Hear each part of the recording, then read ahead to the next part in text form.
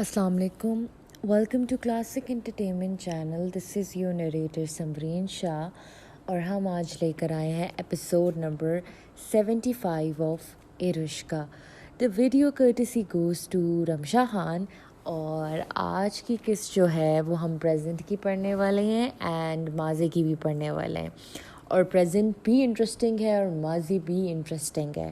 اور یہ انٹرسٹنگ کیوں ہے یہ آپ لوگوں کو پتہ چل جائے گا. اور چیپٹر تو میں نے کہہ دیا, چیپٹر اور اس کی ایک ایک ایپیسوڈ میری فیوریٹ ہے. اور کیوں فیوریٹ ہے وہ آپ کو آہستہ آہستہ ہر ایپیسوڈ پڑھ کے ہی سمجھ میں آ رہی ہوگی, کیونکہ اس میں بہت کچھ ہے. مے بی آپ کو ایپیسوڈ چیپٹر 1 اور 2 تھوڑا سا سلو لگا ہوگا, لیکن میں نے کہہ دیا تھا کہ chapter 3 is going to be roller coaster, اور یہ واقعی رولر کوسٹر ثابت ہوگا. تو میرے خیال سے مزید ٹائم ویسٹ نہیں کرتے, قسط کو شروع کرتے ہیں. حال وہ اتر کر کھڑے ہو کر اس جگہ کا جائزہ لینے لگی. وہ کسی مینشن کے بڑے سے برآمدے میں کھڑی تھی جہاں ہر طرف روشنیوں کا سما تھا. گاڑی آگے سے گزر کر چل پڑی. اس نے دیکھا کوستیا فاؤنٹین کے قریب کھڑا مڑ کر اسے دیکھنے لگا. ارہا خالی نظروں سے دیکھتے سمجھ گئی وہ اشارے سے اسے اپنی طرف بلا رہا ہے. وہ سیدھا کوستیا کے پاس گئی. میرا بازو پکڑو, وہ گہرے لہجے میں بولا. ارہا نے کچھ کہنا چاہا تو کوستیا نے اس کے ہونٹوں پہ انگلی رکھی. اس مانسٹر کی دنیا میں صرف میں واحد ہوں جو ان سب کو تمہیں نگلنے سے بچا سکتا ہوں. بہتر ہے اپنی نوکیلی زبان سے میرا موڈ مت خراب کرنا, بھیڑیوں میں پھینک دوں گا. ارہا زخمی انداز میں مسکرائی. تم ان بھیڑیوں سے زیادہ خطرناک ہو, تمہاری چنگل میں ہوں. کیا یہ کافی نہیں ہے مجھے سمجھانے کے لیے؟ اس کا لہجہ البتہ بالکل ہر جذبے سے عاری تھا. اس تعارف کا شکریہ, مگر جو کہا ہے وہ کرو, نہیں تو اس بوائے فرینڈ کی عزت سے کھیلو گے. ارہا کی آنکھوں میں آگ بھڑکی. ویل گیس واٹ الان, مصطفیٰ صرف میرا بوائے فرینڈ نہیں بلکہ وہ میرا شو. اس سے پہلے وہ مزید کچھ کہتی, دوسری طرف سے آواز آئی. دمیر, یہ تم ہو؟ ارہا مڑی. ایک بھاری بھرکم ہاتھوں میں سگار پکڑے, سفید بالوں اور داڑھی والا, نیلی اور ہری آنکھوں کے امتزاج والا شخص چارکول 3 پیس سوٹ میں ملبوس سامنے سیڑھیوں سے اتر رہا تھا جس پہ سرخ قالین بچھی ہوئی تھی. قائل, کوستیا خوشگواری سے کہتے ہوئے ارہا کی کمر پکڑ چکا تھا اور اپنے ساتھ لگاتے ہوئے اسے گھسیٹ کر آگے آیا اور دوسرا ہاتھ آگے کیا. ارہا بگڑ کر اس کی گرفت سے نکلنا چاہتی تھی مگر اس نے گھیرا مزید تنگ کر لیا. ماں باپ اگر زندہ چاہیے تو خاموشی سے تعاون کرو, وہ دانت پیستے ہوئے بولا. قائل نے ایک نظر ماسک میں اس لڑکی کو ڈریس شرٹ اور پینٹ میں اس کے سراپے کو بڑے غلیظ نظروں سے دیکھا کہ ارہا کے تن بدن میں آگ لگ گئی. پاپا ہوتے تو اب تک اس کی آنکھیں نکال کر ہاتھ میں آ چکی ہوتی. نئی ڈیٹ کے ساتھ آئے ہو؟ وہ کوستیا سے ہاتھ ملاتے ہوئے اب تک دیکھ ارہا کو رہا تھا. ارہا کو غصے سے پسینے چھوٹنے لگے, دل زوروں سے دھڑکنے لگا. دوسری طرف کوستیا اچانک سے اس کی کمر سے لانے لگا جیسے شانت کر رہا ہو. ارہا کے لیے سب ٹو مچ ہو رہا تھا, دونوں غیروں میں وہ اکیلی عورت. میرے خیال سے تم میرے فگر کو دیکھو تو زیادہ بہتر ہے قائل, کوستیا قتیلے لہجے میں بولا. نہیں, میں بس دیکھ رہا تھا. یہ لڑکی ایشین نہیں لگ رہی. تمہارا ٹیسٹ کب سے ایشین لڑکیوں کی طرف مائل ہو گیا؟ ویسے نمکین حسن ہے. ارہا اب شیک کرنے لگی. مٹھیاں بھیجے اس کا بس نہیں چل رہا تھا. اس کی سانسیں 2 منٹ میں چھین لے, اوپر سے کوستیا کے بازوں کو کاٹ دے. کوستیا خاموشی سے دیکھتا رہا, پھر اس نے ارہا کو چھوڑا. ارہا اس سے پہلے رد عمل دکھاتی, کوستیا نے قائل کے گردن اپنی بازو میں لیا اور ایک دم اس کا چہرہ دوسری ہاتھ میں لے کر زور سے دوسرے سمیت کھینچا, پھر کٹک کی آواز نکال کر اسے منٹوں میں نیچے گرا دیا. ارہا کا منہ خوف سے کھل گیا. اس نے سیکنڈ ہی لگایا اس کی جان لینے میں. یہ کون تھا اور کس کی جان لی تھی؟ باقی دوسری طرف گارڈز اپنی نشست پر کھڑے تھے. انہوں نے کوستیا کو کیوں نہیں کچھ کہا؟ وہ یقیناً مالک ہوگا, کچھ تو واویلا کرتے. کوستیا اس کے مردہ وجود کو دیکھنے لگا. ویسے ڈارلنگ, اگر تمہارا وہ الو بوائے فرینڈ ہوتا تو کیا کرتا؟ سمجھاتا کہ غصہ نہ ہو، سائڈ پہ ہو کر لے جاتا، پردہ کرنے کا نہ کہتا، جبکہ مجھے دیکھو، مجھ سے 2 منٹ بھی اس کی نگاہیں تم پر برداشت نہیں ہوئی۔ سوچو تمہارے بوائے فرینڈ کے ساتھ میں کیا کروں گا جس نے اسے چھوا جو کوستیا کی ہے۔ وہ ارہا کے قریب آتے ہوئے اسے بغیر چھوئے اپنا گہرا تاثر چھوڑا تھا۔ ارہا کا پورا جسم رونگٹے سے ہل گیا تھا، کپ کپی سی طاری ہو گئی۔ وہ غلط نہیں تھا مگر وہ صحیح بھی نہیں تھا۔ تم کچھ بھی کر لو، وہ میری زندگی ہے، ایسی نوبت نہیں آئی ورنہ وہ اس سے بھی زیادہ ظالم روپ دکھاتا۔ وہ میرے لیے کچھ بھی کر سکتا ہے، وہ میرے لیے میرے باپ کے آگے جھک گیا، وہ میرے لیے جان دے بھی سکتا ہے۔ اسے میری عزت، میرا وقار، میرا خواب سب سے بڑھ کر عزیز ہے۔ جتنی وہ مجھ سے محبت کرتا ہے اتنا تمہارا یہ ایکٹ جسٹیفائی نہیں کرتا۔ اس نے میرے ہاتھ نہیں کاٹے، اس نے مجھے زندان میں نہیں پھینکا، اس نے مجھے میری بغیر اجازت کے چھونے کی کوشش نہیں کی۔ وہ ذرا سا بہکنے پہ رو پڑا تاکہ میں خفا نہ ہو جاؤں، اور تم نے مجھے اذیت دی، مجھے چھوا، مجھ سے قتل کروایا، میرے بالوں کو کٹوانے کی کوشش کی، مجھے دوبارہ کڈنیپ کیا، مجھے غلیظ طریقے سے دھمکی دی، اور تم کہتے ہو تم الان مصطفیٰ سے بہتر ہو۔ کوستیا تم میرے لیے 100 قتل کر دو نا، تب بھی الان کا مجھ میں نرم نگاہوں سے دیکھنا تمہارے ہر عمل پر بھاری ہوگا، اس کا پلڑا ہمیشہ بھاری ہوگا۔ وہ کہتا ہے تم جو کہتی ہو ریا وہی ہوگا، اور پتہ ہے تم کیا کہتے ہو؟ میں جو کہوں گا وہی ہوگا ایروشکا۔ کوستیا ہنسنے لگا، کہکا لگا کر، دونوں ہاتھ اوپر کی طرف اٹھا کر کہا، تم اس شخص کی بیٹی ہو جس نے وہی کیا جو میں کر رہا ہوں۔ اس نے بھی تمہاری ماں کو کڈنیپ کیا تھا، اس نے بھی اپنی مرضی کی تھی، اس نے بھی زبردستی تمہاری ماں کو مجبور کر دیا کہ وہ اس سے محبت کرے، اس کے گھر والے قبول کریں کہ وہ صرف سکندر کی بیوی ہے اور کچھ نہیں، نہ کسی کی بیٹی، نہ بہن، نہ دوست، بس اس کی پراپرٹی۔ وہ اپنی بیٹی بھی شیئر نہیں کرتا اپنی بیوی سے۔ اس کی مرضی سے ہر چیز آج تک ہوتی آئی ہے۔ اس کی بیوی کو دوسرا بچہ تک نہیں دیا کیونکہ اس کی مرضی تھی، اور اس باپ کی بیٹی اسے آئیڈلائز کرتی اور مجھے تانا دے کر اسے بیوقوف امیر باپ کی لوزر اولاد سے مقابلہ لگاتی ہے۔ کیا منافقت ہے! میرے خیال سے تم اپنے باپ کی طرح سوچتی ہو، پھر تمہیں بوائے فرینڈ یا شوہر نہیں، تمہیں کتا چاہیے تھا، اور وہ تمہیں الان کی صورت مل گیا۔ تم واقعی اپنے باپ کی جیسی بننا چاہتی تھی۔ تم شوہر بن جاؤ، وہ تمہاری بیوی۔ ارہا نے کھینچ کر زوردار مکہ کوستیا کی گردن پہ مارا۔ کوستیا لڑکھڑایا۔ مجازی خدا ہے وہ میرا، وہ چیخی۔ تمہاری ہمت کیسی ہوئی میرے شوہر کو کتا کہنے کی؟ ارہا نے اس کا ماسک کھینچ کر پھینکا، لیکن کوستیا نے اسے گھما کر دوسری طرف کیا اور پکڑا۔ ارہا نے دیکھا مختلف گارڈز نے اپنی اپنی گن اب ارہا کی طرف تان دی، تو یہ جگہ کوستیا کی تھی اور یہ بندے بھی کوستیا کے تھے۔ شوہر، میرے خیال سے تمہارا دماغی توازن بگڑ گیا ہے۔ مجھے یاد تھا کہ لاسٹ ٹائم تمہارا بوائے فرینڈ تمہارے گھر کا نوکر تھا، یہ شوہر کب سے بن گیا؟ ارہا پاگلوں کی طرح اس کی باہوں میں مچلنے لگی۔ شوہر ہے وہ میرا، شادی کی ہے میں نے، لوزر تم ہو۔ تم یہ جان نہیں پائے، میرے شوہر نے مجھ سے وعدہ کیا تھا کہ وہ کسی کو پتہ چلنے نہیں دے گا۔ دیکھو وہ کتنا سمارٹ ہے، کتنا انٹیلیجنٹ۔ سب اس کو معصوم سمجھتے ہیں مگر اس کی ہوشیاری کے آگے تم جیسے اوور سمارٹ سٹاکرز کو بھی پتہ نہیں چلا۔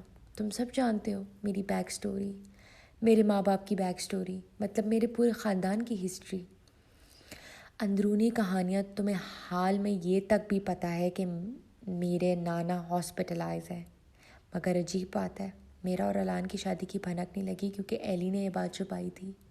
وہ دکھنے میں ہے عام آدمی، میں جانتی ہوں وہ میرے باپ، نانا، پاپا کے بندوں جیسا نہیں ہے، لیکن یہی تو اس کی منفرد ادا ہے۔ اب مجھے یقین ہے وہ چپ نہیں بیٹھا ہوگا، وہ مجھے ڈھونڈ رہا ہوگا، وہ مجھے ڈھونڈ لے گا، مگر میں اس کے انتظار میں بالکل نہیں ہوں۔ میں خود تمہیں یہاں سے نکل کر دکھاؤں گی کیونکہ تم ٹھیک کہہ رہے ہو، میں اپنے پاپا کی بیٹی ہوں۔ وہ غصے سے پھٹ پڑی، وہ نہیں کنٹرول کر پا رہی، اسے بتانا پڑا۔ شاید یہ سب سے بڑی غلطی تھی، وہ اپنی فینٹیسی میں سیکھ نہیں سکی اگر کڈنیپ ہونے کی نوبت آ جاتی تو اسے خود کو کیسے بچانا تھا۔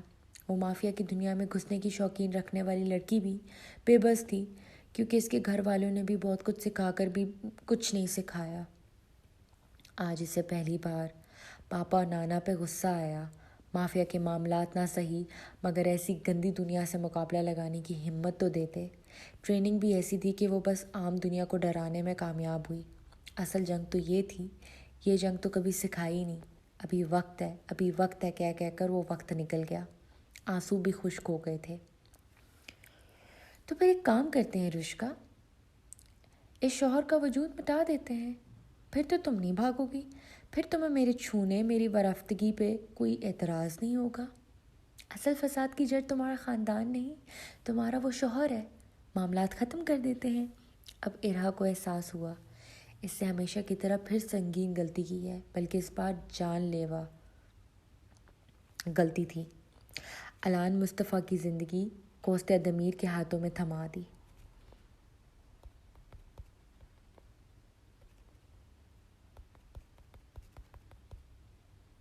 ماضی۔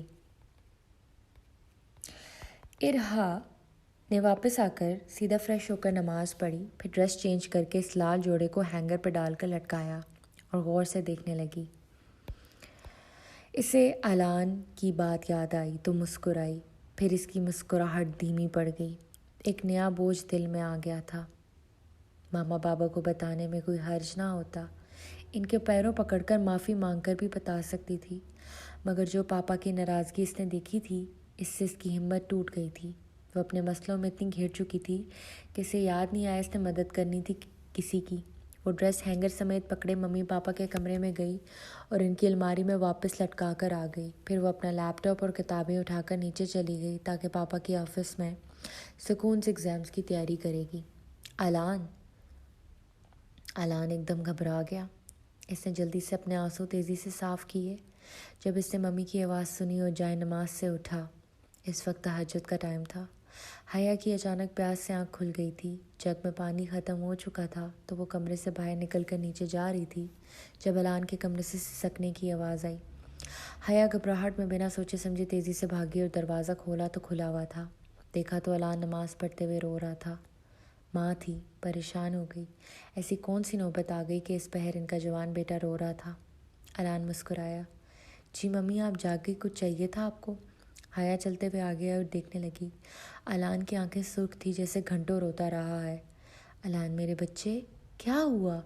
حیا نے ہاتھ اونچا کیا اور اس کے سینے پہ ہاتھ رکھا۔ چندا پراگ کی شادی کا سن کر تو نہیں پریشان ہو گئے؟ بولو، میں ایسے نہیں اٹھی۔ اللہ نے مجھے اشارہ دیا کہ میرے بچے کو میری ضرورت ہے، اس لیے میں جاگی ہوں۔ بتاؤ کیا ہوا ہے؟ ارہا کی وجہ سے نا؟ بتاؤ۔ ارہا جلد از جلد چاہیے اپنے پاس، گھبراؤ نہیں، میں کچھ نہیں کہوں گی۔ الان ہنسا، لیکن اس کی ہنسی پھیکی تھی۔ نہیں ممی، ایسی بات نہیں ہے، انکل نے وعدہ کیا ہے وہ 1 مہینے بعد ریا اور میری شادی کروا دیں گے۔ آپ بھی راضی ہیں؟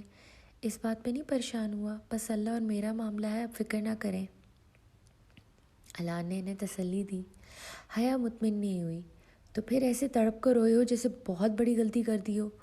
غلطیاں تو کرتا ہوں، اتنا نیک تو نہیں ہوں، الان نے زخمی مسکراہٹ دی۔ ہاں تو گناہ تو نہیں کرتے نا؟ حیا بولی۔ وہ بھی کرتا ہوں، انسان ہوں، الان نے سر جھکا لیا۔ چپ کرو، ایسے نہیں کہتے۔ اب سچ سچ بتاؤ کیا چیز پریشان کر رہی ہے؟ کیا پاپا سے بات کرو گے؟ انہیں جگاؤں؟ کیا ان سے شیئر کرو گے؟ حیا نے بیٹے کے دونوں ہاتھ پکڑ لیے۔